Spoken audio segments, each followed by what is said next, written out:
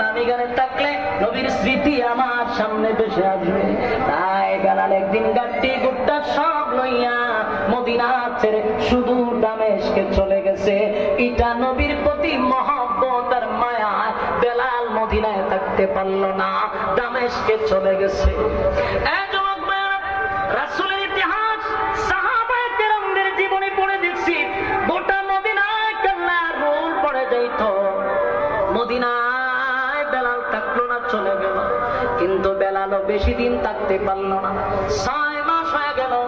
বেলাল স্বপ্নে দেখে আমার নবী বেলালের কাছে আইসা বলে, বেলাল রে, ও বেলাল, 6টা মাস হয়ে গেল মদিনায় তুই আযান দিস না। বেলাল রে, একবারও কি মন চায় না আমার রওজার সামনে দাঁড়াইয়া তুই আমারে সালাম দিবি? বেলাল সব সাহাবীর